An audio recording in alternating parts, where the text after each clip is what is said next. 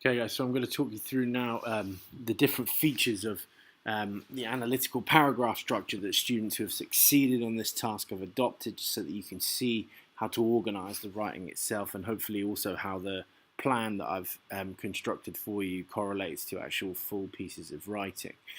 Now, the topic sentence is the first one. We're looking here at a paragraph focused on death in Venice.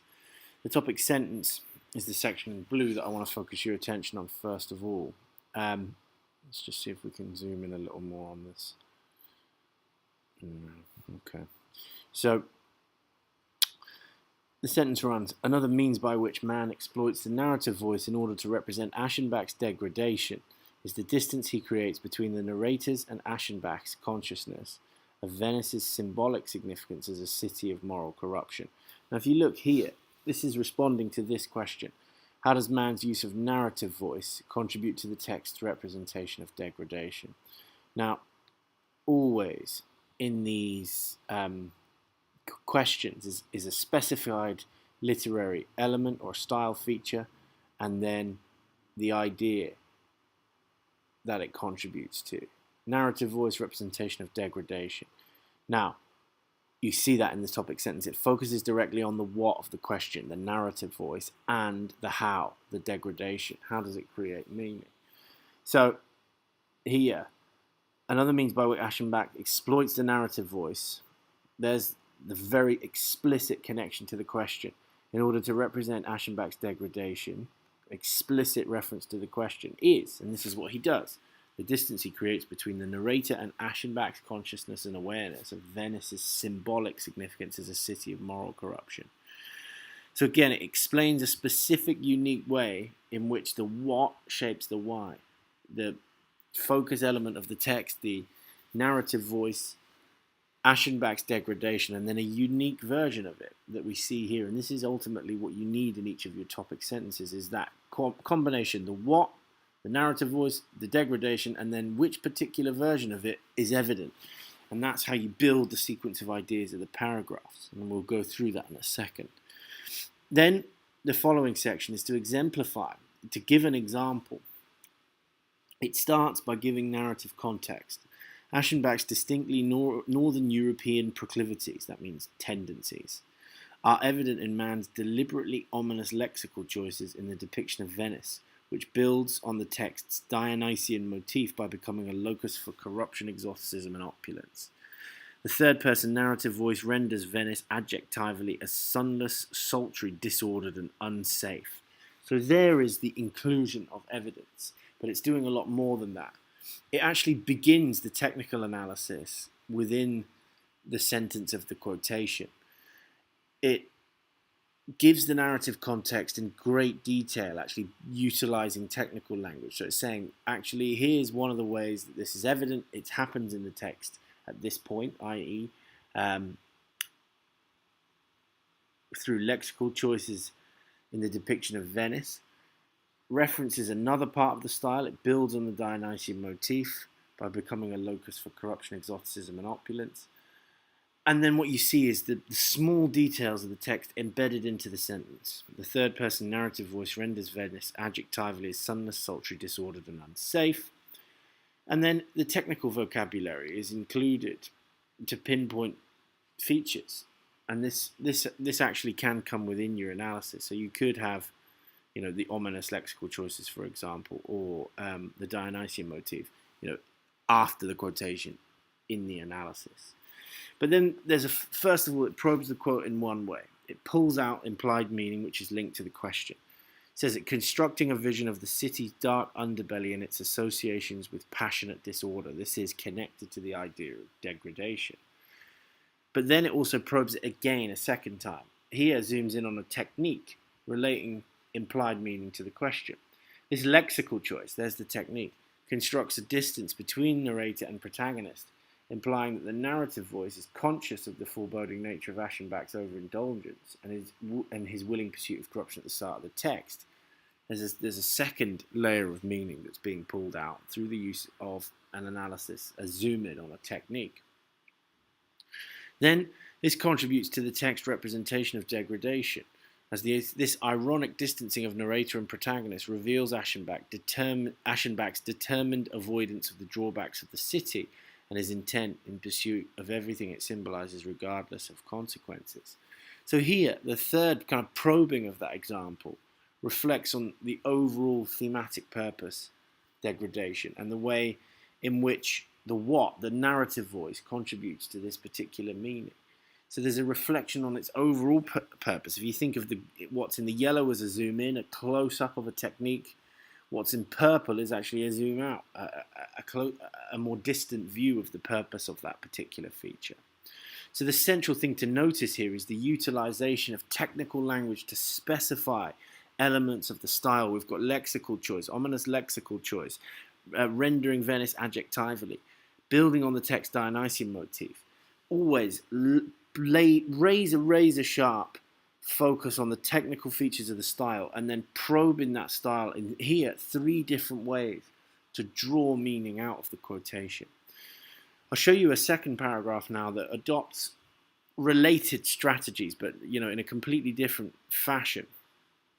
So this is a paragraph from an essay on accidental death of an anarchist that is responding to this question: how does Fo's use of irony in the presentation of the maniac contribute to the play's exposure of corruption? So again, use of irony in the presentation of the maniac. There's the what, the style element, and then the second part, the play's exposure of corruption.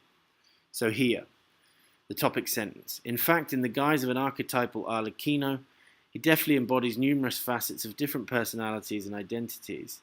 It should be definitely embodying numerous facets of different personalities and identities. The maniac is able to create a sense of familiarity and eliminate the boundary between authority figure and citizen. So, the maniac creates a sense of familiarity with the police and shuts down the boundary between authority figure and citizen. He collapses the distance. Now, what it does here, this topic sentence, and this is, I think, part of the reason why this didn't pick up 25, it focuses directly on part of the what, the presentation of the maniac. It explains a specific, unique way in which the what, the presentation of the maniac, shapes the why, the exposure of corruption. But it doesn't actually explicitly mention irony. And it's worth remembering that it doesn't score full marks. I mean, this is still great essay writing, but that just loss of focus on the question is possibly the reason for the difference between these two essays overall. So then there's the exemplification again, the inclusion of evidence. This is evident during Act 3 when the maniac exclaims, "No, don't throw me out, Inspector, I love it here with you." So again, it gives the narrative context here much more simply. It's telling us what's going on in the play, the moment where the example comes from. But again, small details of the quotation are embedded into the sentence that it's embedded in. But here it doesn't actually begin the technical analysis. And this is a much simpler way of carrying this out. This is a much easier methodology to use. The red then, first of all, probes the quote first. Here, Fo powerfully demonstrates the maniac's ability to manipulate the police's perceptions. By ironically declaring his safety among them, he's able to convince the policeman that he is an ally and only wishes to assist them. So here, it pulls out implied meaning, focused on the what of the question, the irony and the presentation of the maniac. But then it does what I call, it chips the quote's key words within its explanation of significance. So we've got safety and assist inside that analysis of the quotation's overall significance, which again is another strategy for keeping you focused on the text and making sure that you are analyzing the language and the style in detail. Then there's a second probe, a second way of going at the meaning of the quote. Here then Fo creates situational irony, whereby an anarchic rebel identifies his own comfort within the domain of the authorities, highlighting their inadequacy and their inability to identify threats. So again, it zooms in on a technique. It picks out situational irony, which is related to the meaning of the question. Irony as a technique and how the exposure of corruption takes place. So the second explanation here is telling us how a specific technique operates and how it creates the meaning that is directly stated in the question, how it creates the exposure of corruption. Probe 3, again, a bigger picture, an overall statement of purpose, a sort of zoom out. It reflects on the overall thematic purpose, exposure of corruption, but doesn't actually explicitly link the way in which irony contributes to this meaning. It just says this exposes to the audience their lack of trustworthiness and their inept attempt to protect the citizens under their watch. So it's very directly connected to this question, the exposure, this part of the question, sorry, the play's exposure of corruption, but it doesn't actually specify how Foe's use of irony does this. So you could say here, the irony of the maniac expressing comfort in the corridors of power exposes to the audience the police's lack of trustworthiness, and that then would come back to that style component in the question a little more directly, and is possibly the reason why this only picked up 24 instead of 25. Now, what you can do is repeat this process if you've got multiple examples, and this is the same for any essay. Re-exemplify with a second example. Eventually, as a result of the maniac's continuous use of deceptive tactics, one of the officers admits to being brought up as a child in a fascist youth camp in Calabria. So here, in this second example, it gives narrative context simply and builds the point, again, revealing corruption by closing down boundaries with a second example. It doesn't go into the analysis. The small details are again embedded into the sentence. Then we have, again, a first probing of this quotation. This scenario leads to the unprecedented eventuality whereby a police officer confesses a corrupt truth to the subject being interrogated, carrying out a further reversal of typical power roles. So again, it pulls out the implied meaning here, focused on the why of the question, the explosion of corruption, and again, it choc chips the quote's keywords within its explanation of significance. Finally, it goes at it again. It focuses on the what, the irony. Further to this, the event points to the irony of both the questionable political bias of the authorities and the fact that the police officers are mentally vulnerable. So again, it focuses on the what and marks a further detailed analytical point with a transition further to this.